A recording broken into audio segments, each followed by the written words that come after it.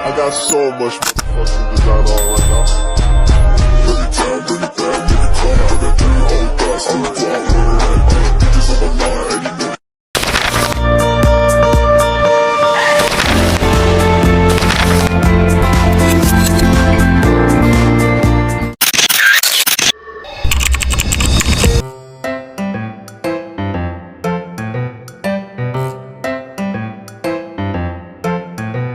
Hi guys! Hello! A day in my life as a farmer edition. Oh, nakikita niyo yan. Kikita niyo to. Butas yan. Oh, bagay yan dito. Oh. Oh. Oh. Oh.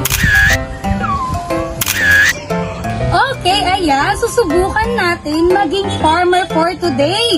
Okay, ay nakikita niyo naman. Nasa farm tayo. Ito ay farm ng lolo ko. Ayan. As you can see, hindi pa to yung farm namin, pero may mga nangangalaga lang ito. So, ayun, subukan natin. Oh, tara, samahan niyo ako. Ito nga pala guys, siya si Ate Criselda. Ate Criselda, ilang taong ka na nga ba ulit dito nag-ano kay lolo sa farm? Bata pa lang ako, nandito na ako. Oh, ayan. Kasi nung maliit ako, nakita ko na si Ate Criselda. Ayan, katulong siya dito sa farm. Tapos ayan yung mga kasama ni Ate Criselda. Ayan. Nagbubut sila ng mga patay na damo na, tsaka magbubungkal sila mamaya ng tanim at ibebenta. Ayan, sa market. Ano? Ayan. So, Ate Criselda, paano ba yan? Ayan, para makate. Ito, sa atin na pa. Ayun. Oh, ready sila guys, sorry. Ayun. Pero makuate yan. Malinis naman. Look at my transformation. Eh! Di mo kaya, no? Lalo sa Amerika, dito lang sa Philippines.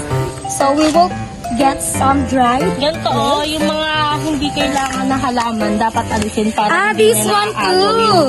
yung nutrients na para sa tanim This natin. one. Yes. What did you call this? The palay? Ah, this is not a palay. Oo, hindi yung palay. Doon pa sa kabila yung palay. Oh, I see. Ayan guys, ang dami ko na naburo sa damo. Okay, may ginagawa sila doon. Tara, puntahan natin. Ayan, Ate Criselda, what are you doing there? Ay, Inaalam din namin kung may mga insekto ba na kailangan. oh, I see.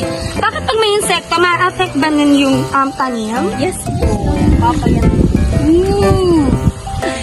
Tapos, eto na guys, lipat na tayo sa kabilang farm. Okay, let's go!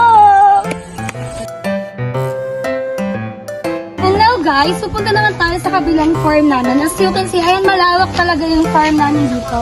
And medyo malayo-layo yun guys. So, ayan, keep going, keep going, keep going. So, hi guys, here we go. Ito na yung pangalawa naming farm. Ayan, as you can see, ito siya, malawak yan, hanggang dulo yan. Pinya-pinya yan. And then yung mga gilid yan may saging. And sa mga gitna-gitna niyan ay may mga sili, if any. Ito si Ate Lisa. Ayan, matagal na din to kay Lolo. Okay. Ayan, hi Ate Lisa. Ayan. Kamusta naman yung tanim dito ng pinya? Ayan, oh, di ba? Ang ganda ng pinya. Pwede na po ba yan, Ate Lisa, kunin? Medyo maliit pa siya. Paghihintay lang tayo ng mga ilang linggo pa bago natin siya makukuha. Ang madali lang naman siya kuhanin kasi nakaangat na yung ano niya. Hawakan mo lang siya dito. Tapos ganyan. Kukuha mo na. Paano yan, Ate Lisa? Eh, di ba matitig to? Hindi kayo nilisigata? Ito naman yung hawakan mo, hindi naman yung pagganto. Kasi pagganto talaga, mas nasaktan ka. Dapat laging hawak mo yung pagganto. May nanakit din sa akin pero hindi pinya. Sorry! Ate Lisa, pwede ko na ba itong balikan or bawal? Bawal pa kasi medyo ano pa siya. Hindi pa siya hinog. Oo, maasim pa talaga siya. Ayun kasi medyo ko yung syempre kukunin mo medyo maasim na matamis-tamis. At saka maliit pa. So, gano'n ba kalaki yan? At saka ano yung pinaka-best na pag-harvest natin ng pinya? Siguro, ang pinakamaganda is mga February, ganyan. Mga ganun. Pero talaga, maganda-ganda yung ano niya, tsaka medyo malaki, ganito. Oh, bakit Ate Lisa may maliliit? Tapos ito sobrang laki. Ano to? Paano to? Ano? Ayan kasi kaya siya lumalaki kasi minsan maliit pa rin yung kasi tingnan mo siya, may agad may tubo siya kasi pag naanahan na, lumalaki yung tubo. Kaya pala nagkakaroon tayo ng pinya na malaki ang corona. Oo, yan yung mga ganyan yun. Dito tayo pupunta sa mas malalaki ang dito. Meron pa dito. Yan ang ginagawa nila kapag kasi pwede nito yun! Ayun! Wow!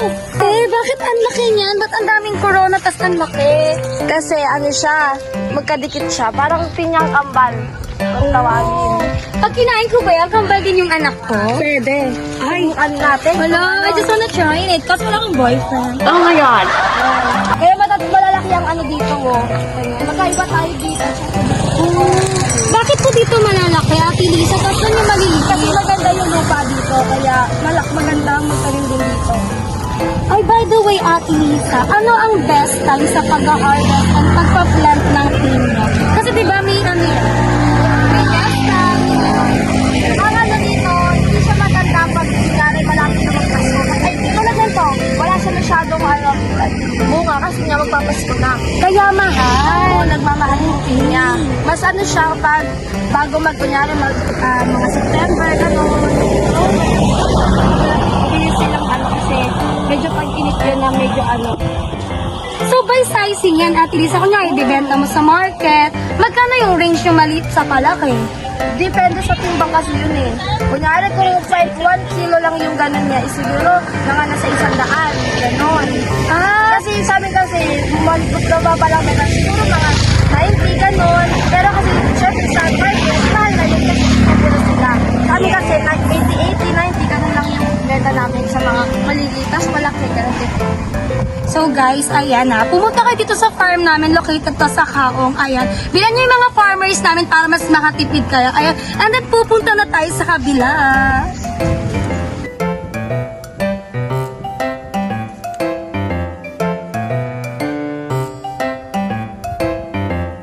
A few moments later.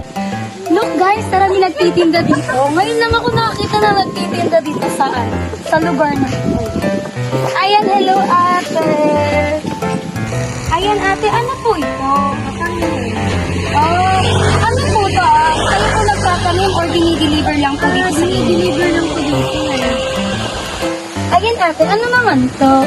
Ube yan eh. Ube, saan po nilalagay yan? Pwede mo gawin yung pinatamis. Ano yan ate? Like, natubo yan sa damo or sa ilalim din ng lupa? Ayan yung lupa.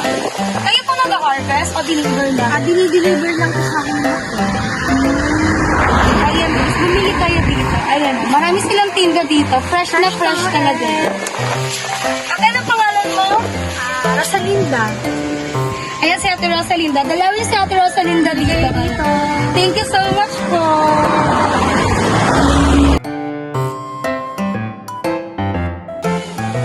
Okay, ito papaya. Ito yung kanina nandun kay nanay. Papaya. Ito is pwede mong gulayin na.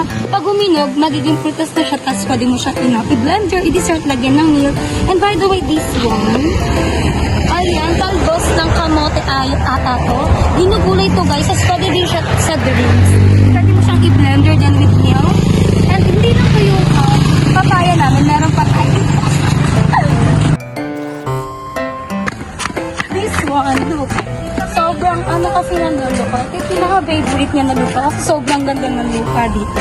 Ayan. I will show you the good thing about this soil.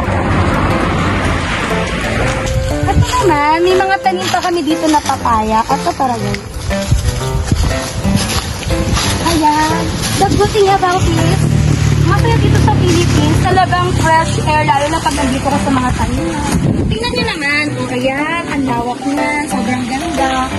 And peaceful. Ayan, pag gusto nyo lagi ng peaceful na life, magkuha kayo ng farm.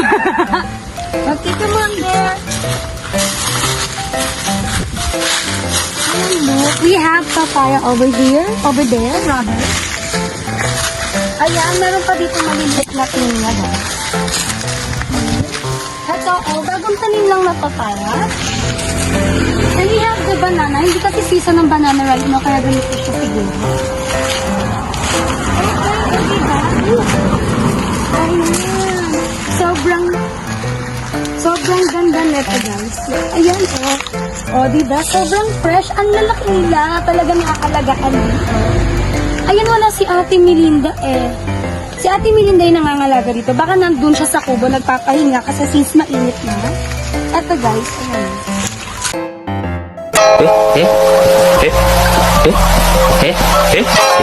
Oh guys, andito pala si Ate Melinda. Ay, hindi ko siya napansin kanina. Ayan. Ate Melinda, what are you doing? Hinihintay natin yung mga tanim natin na papaya kasi tinan mo, oh, malalaki na sila. Yes.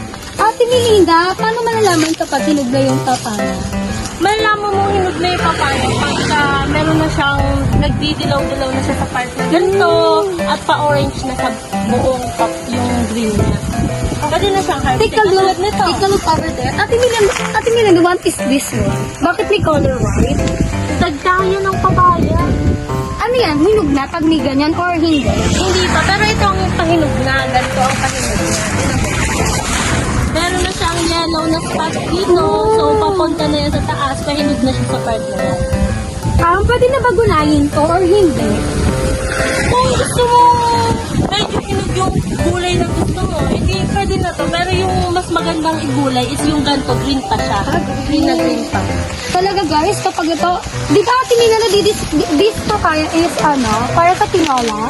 Yes! Pwede mo rin siyang igisa with sardinas. Oh! Dilata. Oo. Pwede mo siyang igisa with sardinas. Pwede rin sa gata, sa chicken. Ayun, alam ko yon yung tinola. O guys, pag kayo may 2 kilo na chicken, yung isang ganito, sulit na. Dito yan sa farm namin, maganda yung lupa dito. Ayan, bibigyan ko kayo ng details about dito sa farm ng lolo ko. Kaya, let's go! Now guys, ito na nagtatapos ang ating farmer edition. And yes, see you again sa my next vlog. Thank you! Thank you for watching! Don't forget to like, subscribe, and comment!